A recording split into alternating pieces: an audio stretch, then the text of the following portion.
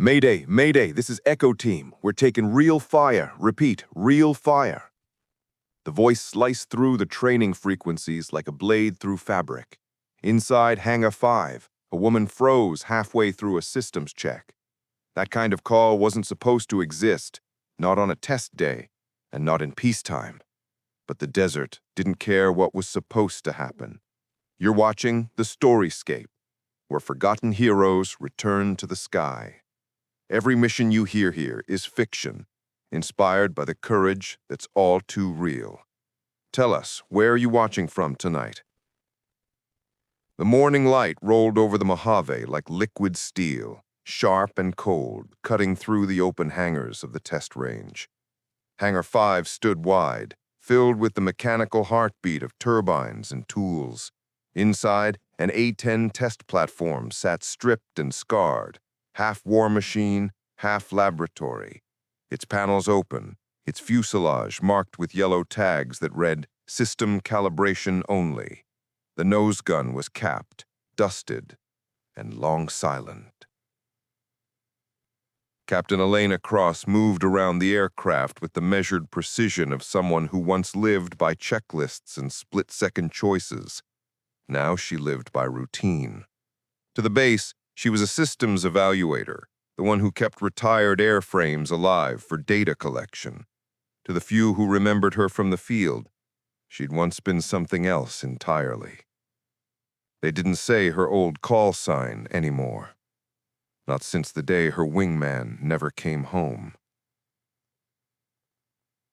"Cross, telemetry is green. Proceed with the calibration run." She answered without looking up. "Copy. Starting engine 1.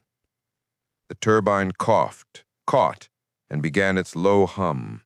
Metal vibrated against air like a growl that had forgotten its purpose. The crew chief nearby grinned faintly. "She still sounds mean, ma'am."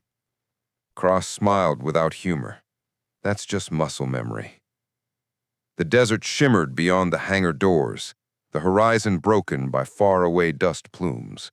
A marine navigation exercise running mock drills 20 miles south. It was supposed to be routine. Smoke grenades, blank fire.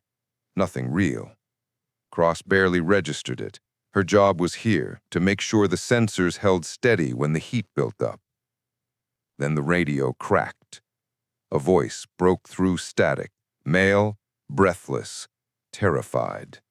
"Mayday, Mayday, this is Echo Team. We're taking real fire. Repeat, real fire." Cross froze. The crew chief tapped his headset. "Wrong channel?" "Should be," she said, narrowing her eyes. The test range operated on isolated frequencies. They weren't supposed to overlap. She twisted the dial, isolating the transmission. Another burst came through, weaker, but still cutting. "Coordinates, 0759. We've got wounded." She stared at the comms unit. That was a live distress call, and it was coming from inside the designated training zone. "Range control, confirm," she said calmly. "Marine exercise on channel 327, all blanks, correct?" The response came quick, too even. "Affirmative, Captain. All training ordnance. You're likely picking up ghost traffic." Ghost traffic. She hated that term. The desert didn't have ghosts, just consequences. She looked at the A-10 again. The nose cone gleamed faintly under the fluorescent light. A test bird, stripped for data, not combat. The gun drum had been reinstalled the night before for vibration analysis. Nobody had confirmed it was empty. Cross climbed the ladder and slipped into the cockpit. The seat cradled her like it had been waiting. Her fingers traced the worn edges of the throttle, the familiar hum under her gloves. "Chief," she called quietly, "pull the chocks." He blinked. "Captain, what are you? This jet isn't cleared." "Neither am I," she said. She wasn't flying to test a system anymore. She was flying because someone out there still believed she would. She toggled the master power. The cockpit came alive with amber light. Warning tones chirped and died under her fingertips. Out on the apron, dust kicked up as the first engine spooled. The base's quiet morning fractured under the low roar. "Cross, what the hell are you doing?" the safety officer barked from the tower. She didn't answer. Outside, the crew chief just stared as the second engine licked, reflecting firelight in his visor. Cross rolled the throttles forward. The hog lurched and began to move. She heard the hangar alarm start to wail behind her, a chorus of panic rising too late. Through her canopy, the desert stretched infinite, endless sun, endless distance, endless chances to regret. "Echo team," she said into the mic, voice steady. "This is Ember Nine. Mark your position with smoke if you can." Static. Then faint and raw, a laugh, a gasp, a voice that couldn't believe itself. "Ember Nine? Ma'am, we thought you were gone." The wheels left the ground, and the sirens faded beneath her. She whispered into the static, "Not yet." The first round struck the ridge like a hammer on hollow bone. Sand leapt skyward, and a dozen Marines dropped flat in the dry wash. Dust burned their throats. The air reeked of cordite, not training blanks, but the sharp metal tang of real rounds. Private Jace Winters felt his eardrums pop as another burst chewed the hillside. "They said this was a navigation drill," he yelled, clutching his rifle tighter. Corporal Ruiz dragged him behind a rusted Humvee, his forearms slick with blood. "Then somebody forgot to tell the enemy," he hissed, pressing gauze against his arm. The radio coughed static, then a voice none of them recognized. "Echo team, this is Ember Nine. Mark your smoke." For a moment, no one breathed. Winters blinked. "Did she just say?" Ruiz stared at him, pale beneath the dirt. "That call sign's not real. It's retired, classified." Another Marine whispered, "It's her. It's the one from Anbar." Across the valley, red smoke spiraled into the air. The enemy fire followed it, drawn like moths to flame. The Marines braced for the end they'd already accepted. Then, from nowhere, a distant roar split the horizon.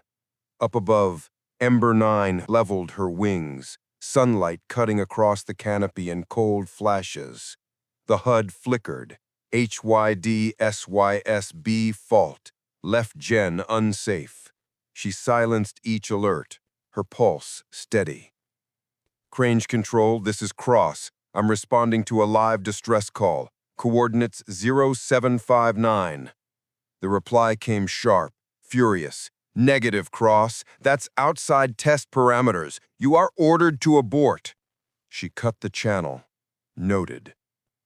Her A-10 was never meant to fight again. Its armor plates were gone, half the hydraulic system routed for sensor data. Even the gun feed was temporary, a leftover from yesterday's vibration test. But as she rolled into a shallow descent, the old warplane felt eager, almost grateful.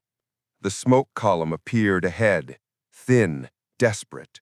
She toggled to optical zoom. Heat signatures glowed faint orange in the wash. Marines clustered behind wrecked vehicles, surrounded by muzzle flashes along the ridge. She armed the system. The HUD flashed amber. 117 rounds available. Cross frowned. "Guess somebody left the Dragon loaded." Some pilots wait for permission. Others remember what the sky trained them to be. The trigger hummed under her glove. The GAU-8 barked once, a thunderous metallic cough that shook the valley. The ridgeline erupted, sand and rocks spraying like water under pressure. A second burst followed, surgical, controlled. Down below, the Marines pressed their helmets to the earth as the air turned white and deafening. Winters dared to look up. Through the rolling smoke, he saw it, The blunt-nosed A-10 cutting low across the valley, sunlight flashing along its shark-mouth paint. "That's her. She's real," he whispered. Ruiz laughed, half sob, half disbelief. "No one's gonna believe this." For 30 seconds, the world belonged to her gun. Every burst erased another threat. Every echo drove the attackers back into the stone. When silence finally returned, it was the kind that men stared at their hands, unsure if they were still alive. At the control tower, chaos bloomed. Officers shouted over each other, screens filled with warning tags. Who authorized her takeoff? Nobody. The aircraft was red-coded. Then how is she airborne? No one answered. Outside on the tarmac, the crew chief watched the desert horizon trembling under heat. He removed his cap, whispered something that sounded like a prayer, and kept looking up. In the cockpit, Cross adjusted trim, one eye on the fuel gauge bleeding down faster than expected. The hog trembled like it remembered old injuries. She touched the panel softly.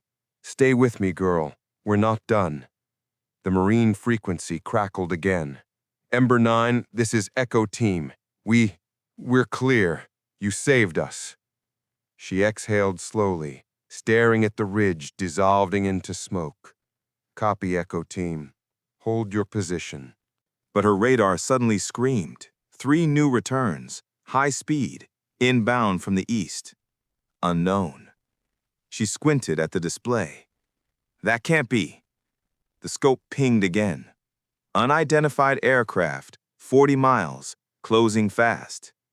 Control tower's voice finally broke through, shaky now. "Cross, multiple bogies approaching your sector. No friendly traffic in that corridor." She rolled the hog east, sunlight flashing off the canopy. "Then I guess I'll go say hello." The throttle slid forward, and far beyond the rising heat, 3 black dots grew larger, fast enough to make the sky itself flinch. The horizon shimmered with heat, but the 3 contacts cutting through it were cold, sharp, and fast. Cross's radar couldn't make sense of them. Just raw signatures, no IFF codes, no data handshake. Old ghosts, flying on stealth or luck. She eased the stick forward, dropping altitude until the ridges framed the valley like a wound. The A-10's control column vibrated against her grip. She could feel the hydraulics struggling to keep up. The warning panel blinked like a Christmas tree. Low fuel, generator fault, gun overheat, all noise. All background. "Control, I've got 3 unknowns closing at 250. The reply came back fractured. "Cross, divert north immediately. That's restricted airspace." Static swallowed the rest. "Copy," she said, knowing they couldn't hear her. "Diverting nowhere." Down in the wash, the Marines had gone silent. The dust settled slowly, revealing a landscape carved open by fire. Spent brass glimmered in the sand like a second sunrise. Corporal Ruiz slumped against the Humvee, his arm wrapped in bandages. "You think she's coming back?" he asked quietly. Winters reloaded his rifle out of habit. She already did.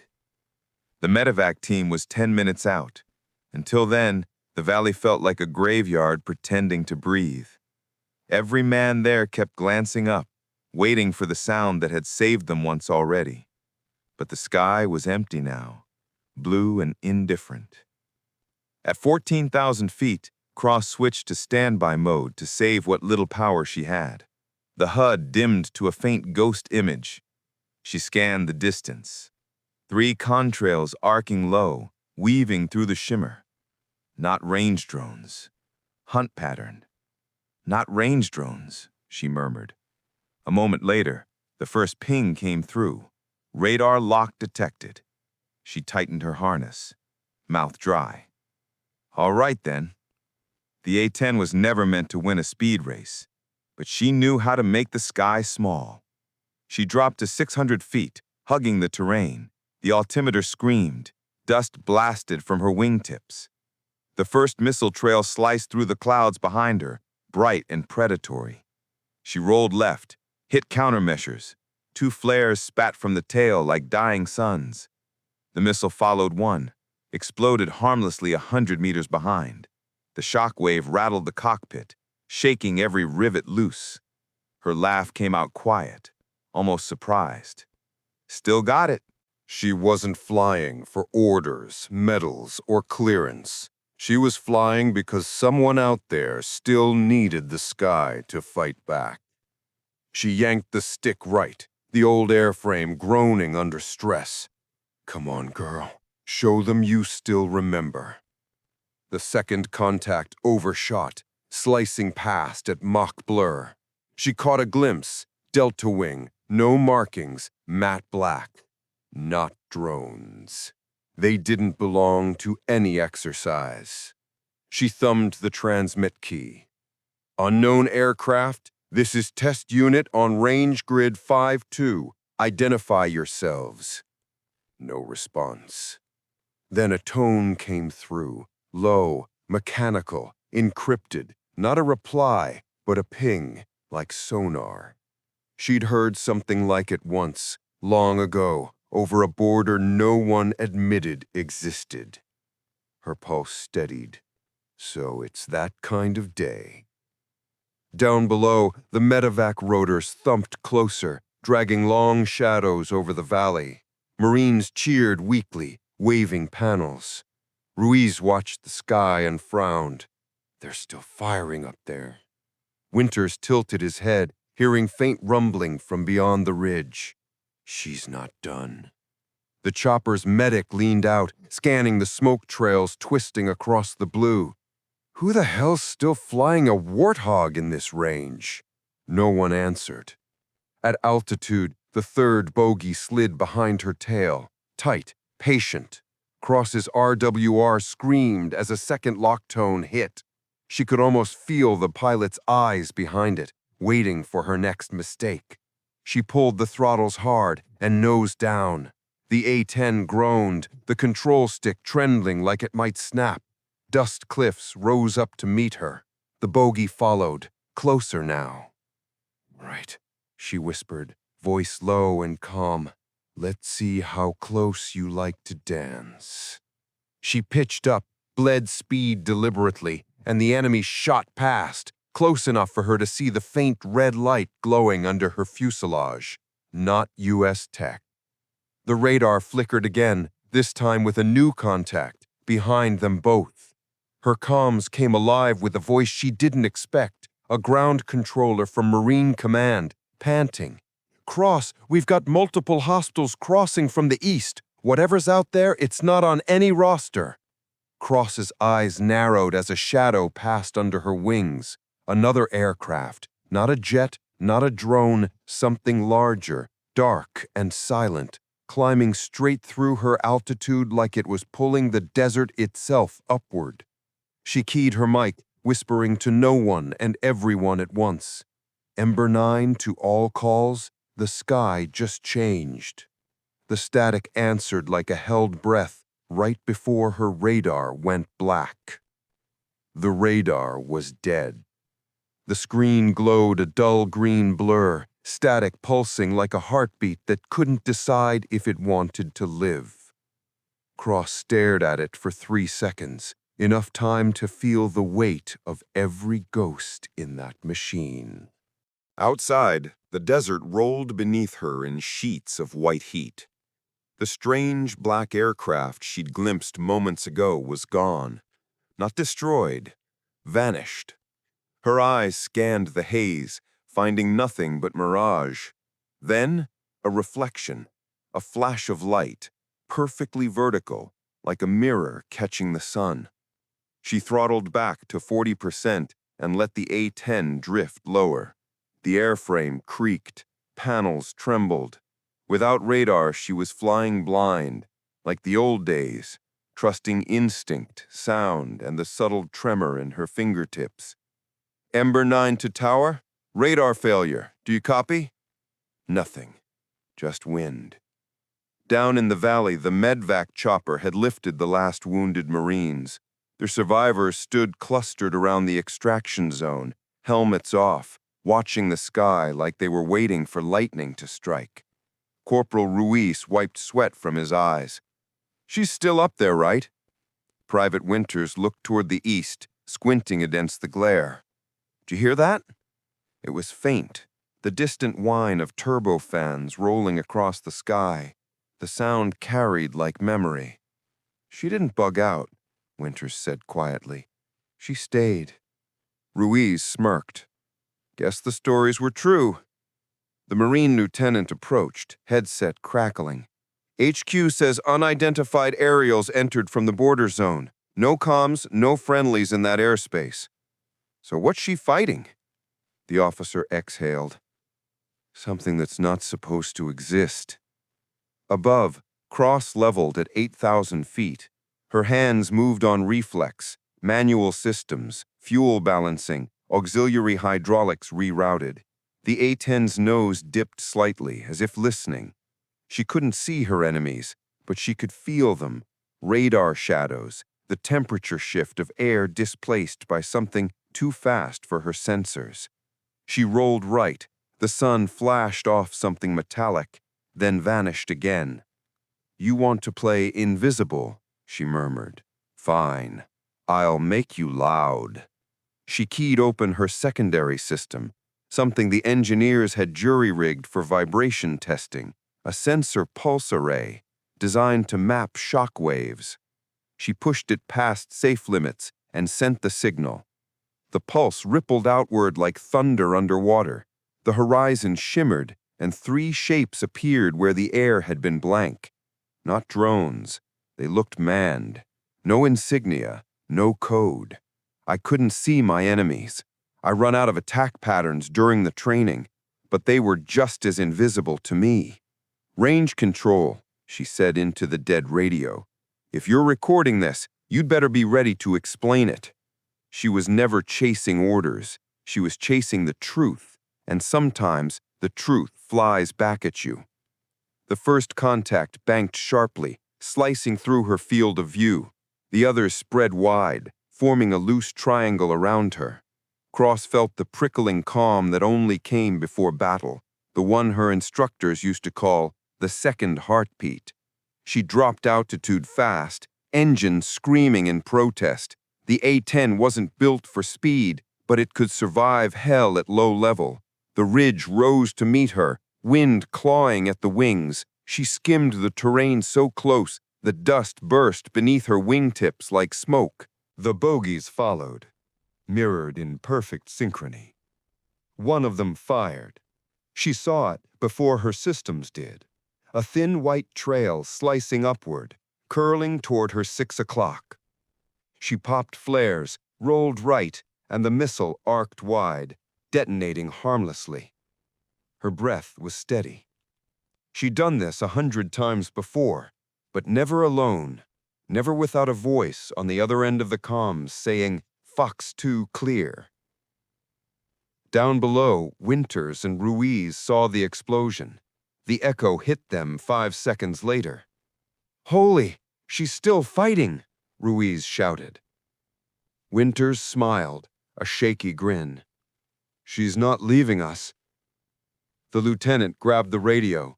"Marine Command, that A-10 is still airborne, engaging unknowns. Repeat, she's engaging unknowns alone." "Copy," the command replied. "Tell your people to stay clear. Whatever's up there, we didn't authorize it." The sky above them was burning. Thin trails like scratches on glass, crisscrossing against the pale blue. Cross pulled up hard, using the last burst of thrust to climb into the sun. For a heartbeat, everything turned gold. The desert, the clouds, even the smoke of battle. The 3 aircraft below her lost visual. She flipped the master arm back on. Ammo, 67 rounds left. Fuel, 11 minutes. "That's enough," she whispered. She rolled the A-10 inverted and dove. The nose gun lined up with the leading bogey, a machine twice her speed but half her soul. The first burst of fire tore through its fuselage, snapping it into a spiral of flame. The second one banked too late. Her cockpit shook. The GAU-8's recoil made the desert echo like thunder from a forgotten god. Then, silence. Two of them were gone. One remained. The last bogey stopped running. It rose higher, directly above her, hovering like a vulture against the sun. For a second, it didn't move. Then it tilted, as if looking at her. A pulse of red light flashed under its fuselage, not a weapon, but a signal. Cross's radio came alive again, filled with a voice she hadn't heard in years. "Ember Nine, stand down!" Her blood went cold. That voice wasn't a controller. It was her old CO, the one who'd declared her unfit to fly. And somehow, he was in the sky with her. "Ember Nine, stand down!" The words cut through her headset, calm and heavy. The kind of calm that comes from someone used to being obeyed. Cross felt her muscles in her jaw tighten. "Identify," she said, eyes sweeping the sky. No response, just the same voice, colder now. "You're outside your lane, Captain. Terminate flight and return to base." Her heart slammed once against her ribs. The last time she'd heard that tone, it was in a courtroom, not a cockpit. Her old commanding officer, Colonel Rains, officially retired, unofficially still pulling strings in places sunlight didn't reach. Cross swallowed hard. "Colonel, if this is a joke, it's costing people's lives." Those lives were collateral before you interfered. You just made them witnesses. Her radar blinked back to life, faint, unstable. The single hostile still circling her now showed a coded tag, Sigma Unit 3. Her breath caught. That designation didn't belong to any known ally. It belonged to black projects, experimental divisions, the kind even test pilots weren't supposed to know about. You're flying an unregistered combat zone. The crafts you see are prototypes. You will disengage immediately. Cross almost laughed. You're running live ops in a Marine training grid? Are you insane? Necessary calibration, and you weren't meant to hear it. Down below, the Marines gathered near their evac site, still watching contrails twist overhead. Ruiz adjusted the radio, trying to filter out the static. Then a voice broke through, faint but clear. "Return to base. Unauthorized engagement." Winters looked up. "That's not her, is it?" Ruiz shook his head. "Sounds like someone trying to stop her." The lieutenant frowned. "Then she's still up there, and she's ignoring them." They all went silent, because somehow everyone there knew you don't tell a pilot like that when to quit. In the cockpit, Cross's breathing slowed. The silence between words parried more threat than the voice itself. "Colonel," she said softly, "if those are your aircraft, they fired on U.S. Marines." The answer came sharp, "And you jeopardized an operation you couldn't comprehend." "Then enlighten me." Static. A pause. Then, "Those men weren't the target." Her stomach turned cold. "Then what was?" "You." For a heartbeat, she didn't move. The A-10 drifted in lazy orbit. Outside, the surviving Sigma jet began to reposition, not to strike, but to box her in. She had spent years running from the ghosts of her orders. Now they were flying beside her, and they still wanted control. She flipped the master arm back on. "Negative, Colonel. I'm not done here." "Don't make this harder," Rains warned. "That aircraft isn't even combat certified. It's bait. The data you're carrying belongs to us." Her eyes flicked to the telemetry panel. Rows of diagnostic recordings she hadn't checked since takeoff. The test flight had been collecting sensor data, but now lines of code scrolled in languages she didn't recognize. Encrypted, military grade, not her mission. What did you install in this plane? You were never supposed to know. The Sigma jet flared its engines and dove. Her alarm screamed. Cross yanked the stick, rolled under its arc, and the desert flashed in her canopy. She squeezed the trigger. The gun thundered once, rounds tearing the air like thunderbolts. The hostile broke formation, smoke trailing. Ember 9, disengage. Rain's voice cracked for the first time. You're compromising everything. I think that's the point, she muttered. The data display blinked. Transmission initiated. Someone or something was trying to upload the recorded data through her comms system, straight to command servers. She slammed the circuit breaker, killing the uplink. Sparks flicked in the cockpit. The cabin filled with the smell of burnt metal. Her altimeter spun erratically. She was dropping fast. Down below, Marines pointed to the sky. "She's hit!" "No, she's diving. She's trying to line something up."